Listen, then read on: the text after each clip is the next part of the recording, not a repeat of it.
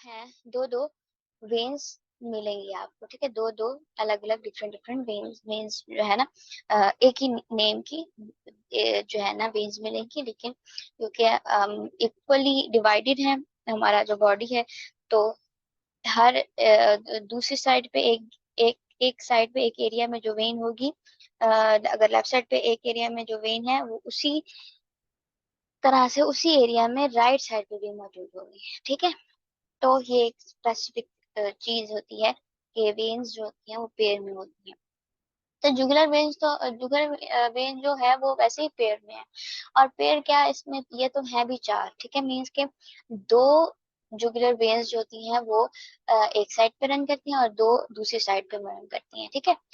तो सॉरी, तो बेसिकली हम चार कह सकते हैं, चार जुगुलर वेन होती हैं ये जो होती है, ठीक है। ये वापस जो ब्लड है वो वापस हार्ट की तरफ लेके आ रही होती है, ठीक है। वेन का जो मतलब होता है वो ये होता है कि वो वापस दिल की तरफ जो है ना ब्लड को लेके आने वाली जो होती है ना, उनको उन नसों को हम कहते हैं वेन्स, ठीक है। तो उनको हम वेन्स कहते हैं। अब जो हिब्बुल वरीद है तो वो दी वेन है, ठीक है। दी वेन है मीन्स स्पेसिफिक है, वो किसी और वेन के जैसी नहीं है, ठीक है। जो आम वेन्स है उन जैसी नहीं है, दी वेन है मीन्स के सिंगल है भी सिंगल, ठीक है। नॉट इन पेयर, पेयर में नहीं है पूरी बॉडी में कहीं पे भी। और बाकी वेन से डिफरेंट है। रोप लाइक स्ट्रक्चर है उसका, मतलब कि जैसे कि एक रस्सी हो उस नुमा की एक जो है ना एक वेन है, वो आपको बताएगी कि नफ्स उसके करीब करीब, वो लोकेशन बताएगी नफ्स की। तो ऐसी वेन हमें कहाँ मिलती है अपनी पूरी बॉडी में। आप अगर आप लोगों को कुछ ऐसा आइडिया है तो आप प्लीज बता सकते हैं, अपना आइडिया शेयर कर सकते हैं। लेकिन जो अभी तक देखा गया है वो हमारे पास आता है सुपीरियर सैजिटल साइनस, ठीक है। सुपीरियर सैजिटल साइनस हमारा जो ब्रेन है, ब्रेन के दो हेमिस्फीयर होते हैं, ठीक है। दो पार्ट, दो हिस्से होते हैं, ठीक है। लेफ्ट और राइट, जिसे हम कहते हैं लेफ्ट ब्रेन राइट ब्रेन, ठीक है। और जो लेफ्ट ब्रेन होता है वो राइट साइड को कंट्रोल करता है, और लेफ्ट जो राइट ब्रेन होता है वो लेफ्ट साइड को कंट्रोल करता है, ऑपोजिट वर्क करता है ना ब्रेन। तो इसी तरह से दो हेमिस्फीयर होते हैं, और दो हेमिस्फीयर के दरमियान में आपका sagittal sinus, superior sagittal sinus मौजूद होता है। और ये सैजिटल साइनस है क्या, ये बिल्कुल वेन का ही काम करता है, ठीक है। जैसे वेन ब्लड को वापस दिल की तरफ लेके आ रही होती है, ये भी उस वही ब्लड को कलेक्ट करके वापस जो है ना दिल की तरफ भेजने के रास्ते पर जो है ना उसको ब्लड को भेजता है, ठीक है। तो ये जो सैजिटल साइनस है, ये एट द एंड आपकी जुगुलर वेन में सारा ब्लड भेजेगा, ठीक है। लेकिन सैजिटल साइनस जो आप अगर इसका स्ट्रक्चर देखें, बिल्कुल रोप लाइक स्ट्रक्चर है इसका, ठीक है। और ये आम वेन्स की तरह नहीं है तो ये वेन ही, क्योंकि ये ब्लड किधर जा रहा है, वापस हार्ट की तरफ जा रहा है, तो हम इसको वेन ही कहेंगे। बट ये है दी वेन, कि ऐसी वेन है जैसे इस तरह की और कहीं भी आपको नहीं मिलेगी, ठीक है। ये आपको सिर्फ यहीं मिलेगी, ये एक है, ठीक है। इसका कोई पेयर नहीं है इस तरह का। और जो रोप लाइक स्ट्रक्चर है इसका, ठीक है। तो ये हम कह सकते हैं कि सैजिटल साइनस जो है वो बेसिकली एक जो है आपका हिब्बुलर वरीद है, ठीक है। तो हिब्बुलर वरीद हमने पता लग गया कि सैजिटल साइनस है। अब सैजिटल साइनस तो पता लग गया, हम नफ्स कहाँ है। तो नफ्स बेसिकली अगर हम देखें और थोड़ा सा ओवरव्यू, डायंसेफ्लॉन जो होता है, डायंसेफ्लॉन आपका ब्रेन के दो अगर हेमिस्फेयर है ना, एक हेमिस्फेयर ये तो ये है यहाँ पे, और एक इसके आगे होगा, ठीक है।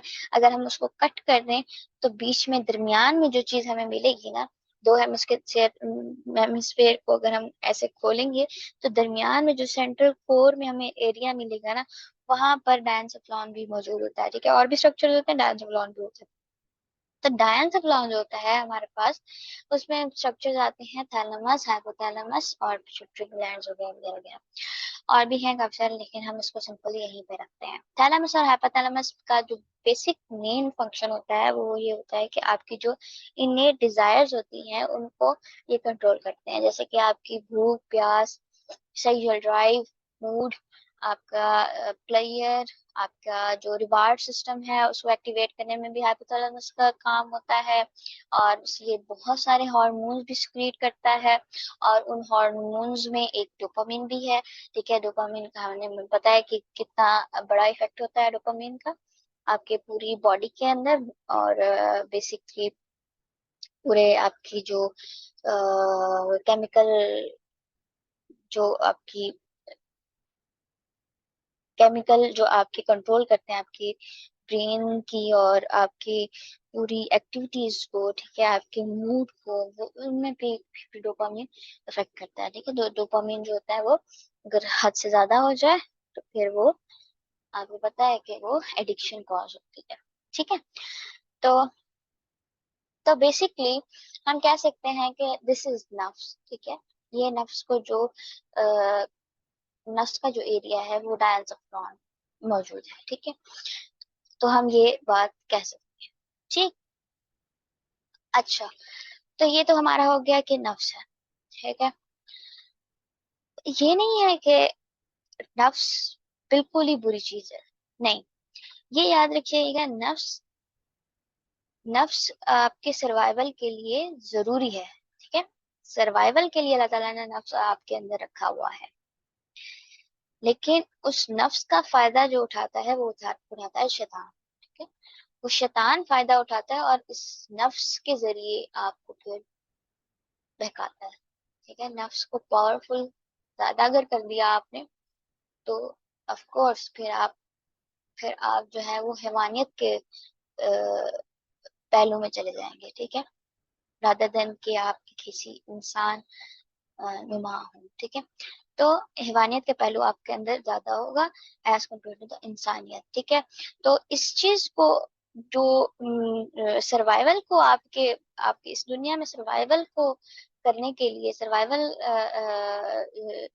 सर्वाइव करने के लिए नफ्स डाला गया। ठीक है, नफ्स इंपॉर्टेंट चीज है आपके लिए। ठीक है, ये आपकी ये कोई बुरी चीजें नहीं है। सेक्सुअल ड्राइव, मूड, हंगर वगैरह, जो भी भूख लगना, प्यास लगना है, ये प्लेयर वगैरह, ये सारी बुरी चीजें नहीं है, ये सारी अच्छी चीजें हैं। ठीक है, लेकिन तब तक जब तक ये कंट्रोल्ड है, किसी स्पेसिफिक इन्फ्लुएंस के अंदर है।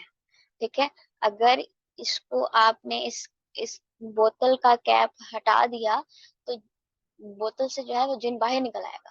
ठीक है, तो इसको कंट्रोल रखना पड़ता है आपको। आपको चाहिए भी है ये, इसकी जरूरत भी है आपको, लेकिन आपने इसको कंट्रोल रखना है। ठीक है, किसी स्पेसिफिक इन्फ्लुएंस में। और वो इन्फ्लुएंस क्या है वो हम आगे चल के उसके बाद में बात करते हैं। तो अब हम आ जाते हैं ब्रेन की एनाटमी पे। एनाटमी हमारे पास जो ब्रेन की है वो बेसिक एनाटमी आपको मैं थोड़ी सी बताऊंगी, ज्यादा नहीं बताऊंगी। तो हमारे पास जो फ्रंट का पार्ट होता है, ठीक है, फ्रंट का एरिया होता है, ये बेसिकली आपका ब्रेन का कॉर्टेक्स है। और ये अभी हमें एक हेमिस्फेयर नजर आ रहा है, इसी तरह का दूसरा हेमिस्फेयर आपको इस साइड पे नजर आएगा। ठीक है, तो दो हेमिस्फेयर होते हैं।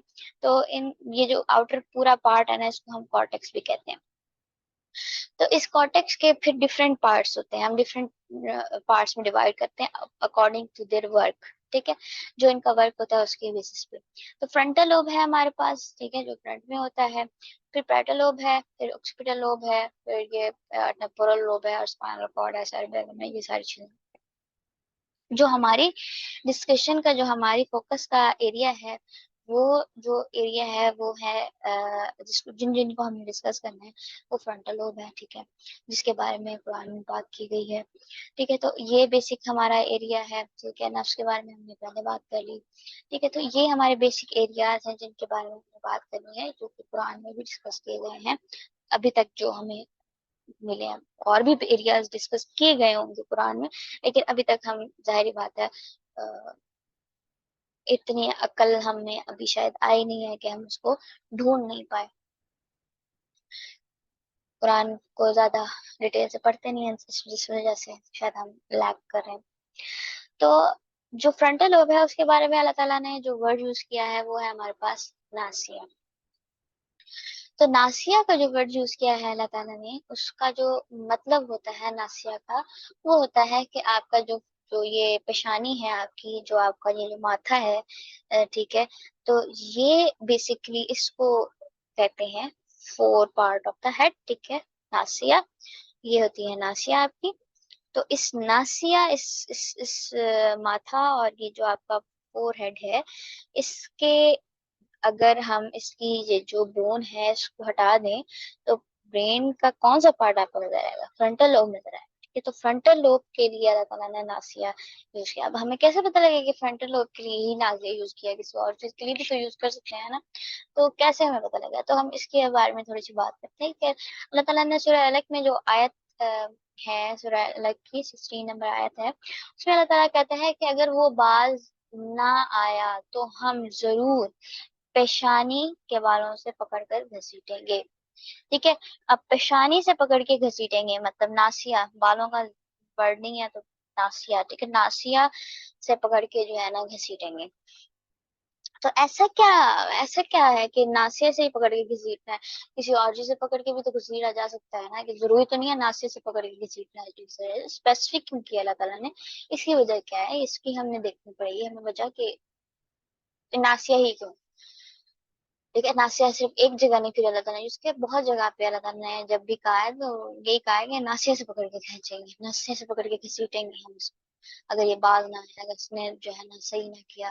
फिर अहादीस में भी हमें नासिया के बारे में मिलता है। तो एक आप सोच सकते दुआ है वो जो कंप्लीटली वो आए, याद तो नहीं है लेकिन वर्ड वर्ड, लेकिन उसका जो एक किस्म का एक लाइन थी जिसका मफहूम ये था कि या अल्लाह, ये है, ये रही मेरी नासिया जो तेरे सामने मैंने रख दी है।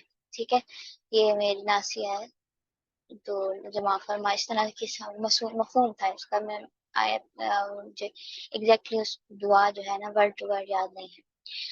और तो बेसिकली तो इसका वजह क्या है कि नासिया पे इतना फोकस क्यों किया गया जा रहा है? किसी और पार्ट पे भी तो किया जा सकता था। आप कह सकते थे जबान भी, कह सकते थे जबान भी तो गुनाह करती है, आपकी आंखें भी तो गुनाह करती आ, सिर्फ इससे पकड़ के क्यों घसीटा जा रहा है?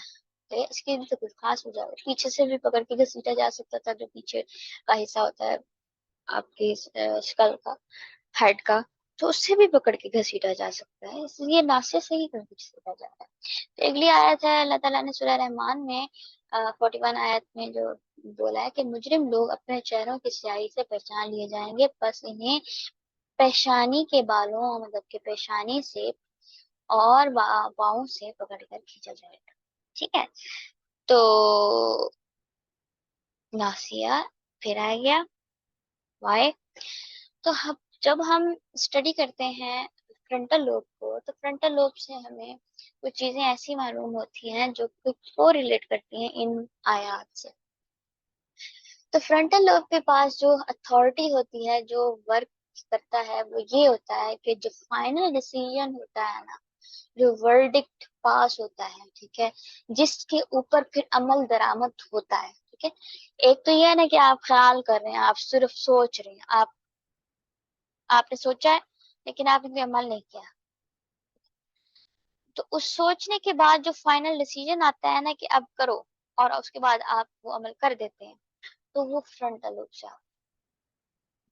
तो फ्रंटल लोब आपका जो होता है वो बेसिक जो है ना फिर फाइनल डिसीजन मेकर होता है। वो आपको आप मतलब कि आप जब फ्रंटल लोब से अपने डिसीजन करेंगे कि मैंने झूठ बोलना है, तो आप झूठ बोलेंगे। आप डिसीजन करेंगे कि मैंने सच बोलना है, तो आप सच बोलेंगे। ठीक है, तो बेसिकली फ्रंटल लोब जो होता है वो आपका डिसीजन मेकिंग में आपकी काम कर रहा होता है। तो फ्रंटल लोब का सारा है ही है। तो जो विल, जिस विल के बारे में हमने पहले भी बात की थी कि अल्लाह ताला ने जो विल इंसान को दे रखी है, जिसके ऊपर क्वेश्चन होगा, जिसके ऊपर सजा और जजा होगी, वो उसकी जो कुंजी है वो फ्रंटल लोब है, वो फ्रंटल लोब के पास है।